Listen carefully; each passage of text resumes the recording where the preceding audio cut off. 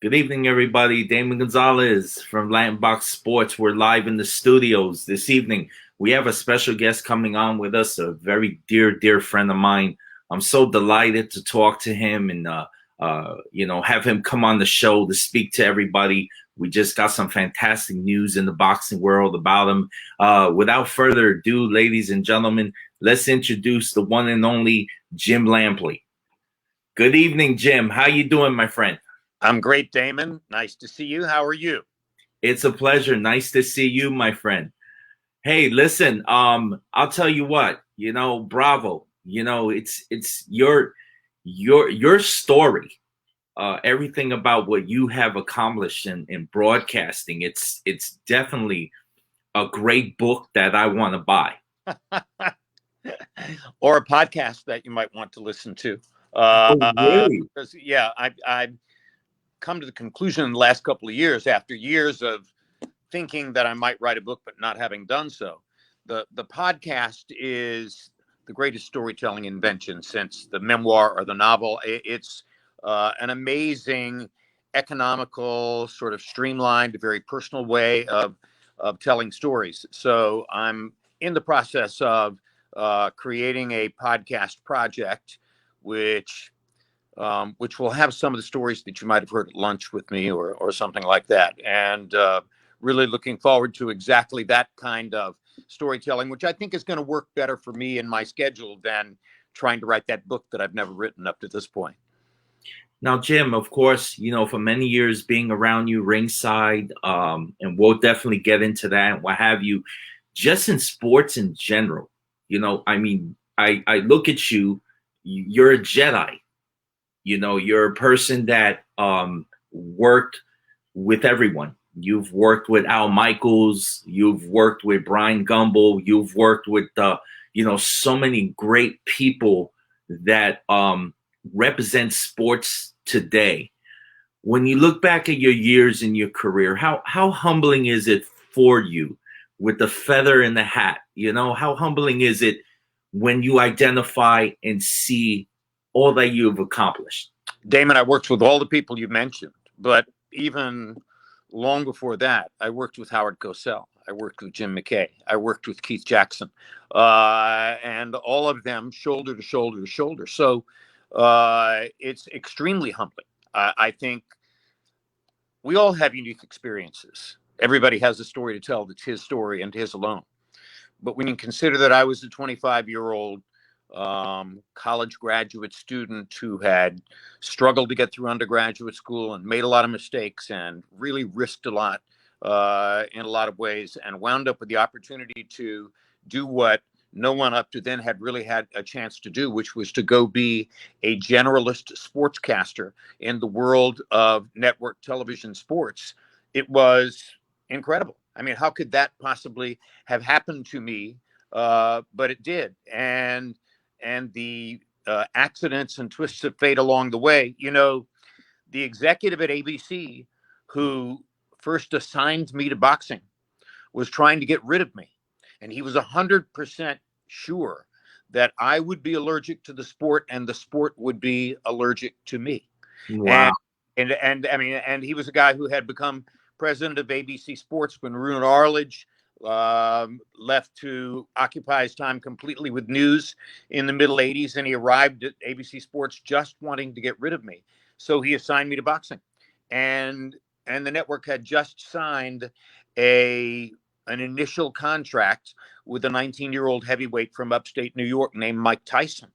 So I stepped into the chair at ABC Boxing at, barring the beginning of Muhammad Ali or the beginning of Ray Leonard, exactly the moment at which you would have wanted to begin broadcasting ABC boxing matches. So, that's just one of many things which have happened to me where they're almost too lucky to be believed.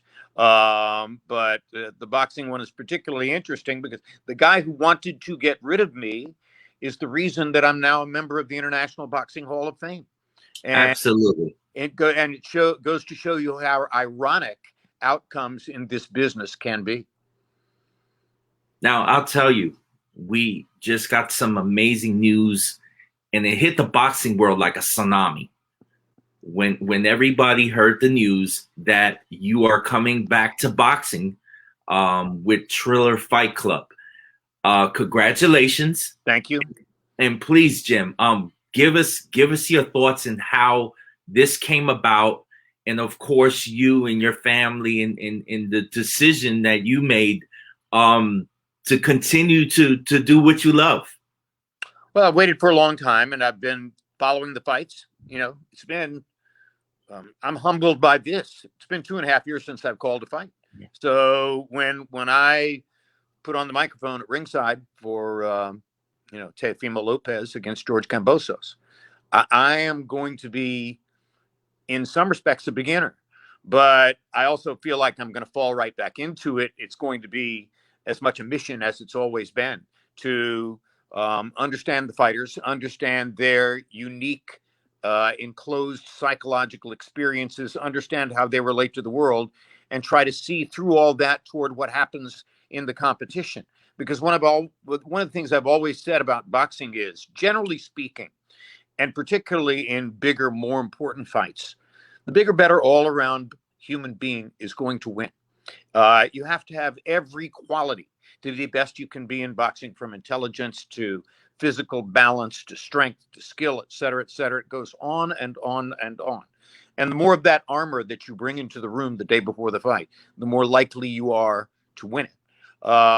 So, I've seen a lot of great talents who were hollow shell personalities and therefore couldn't fulfill their real destiny. And I've seen some guys who didn't have extraordinary physical talent, but who understood themselves, understood who they wanted to be, understood how to interact with another person in a straightforward and self-assertive way, and they would win fights.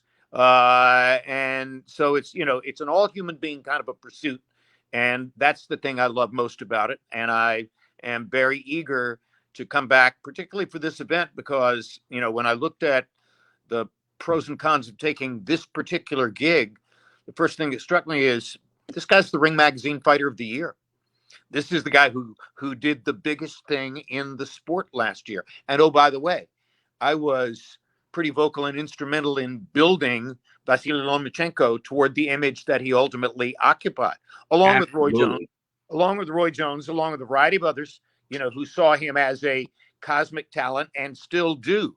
But to beat somebody like that, you got to be pretty special too. Absolutely. Absolutely. Jim, I'll tell you, we can just mention thousands and thousands of fights. The Guardian War trilogy, so many fights that you have had the honor to just call and to just be a part of. After you hung up that phone, from then to now, has this hit you? Like, wait a minute, I'm going to be calling a fight. Has this really hit you? Well, it's destiny, Damon, because, and a lot of people know this about me, I went to high school in Miami, junior high school in Miami. Cassius Clay was my all-time boyhood idol. Nobody could have been a greater hero for me.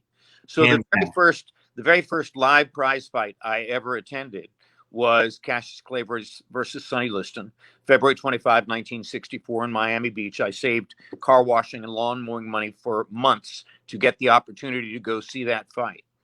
And now on June 19, I'm going back to Miami and restarting, reinaugurating my boxing commentary career in the place where I saw my first live prize fight way back in 1964. So when I consider that, I say to myself, this is what was supposed to happen.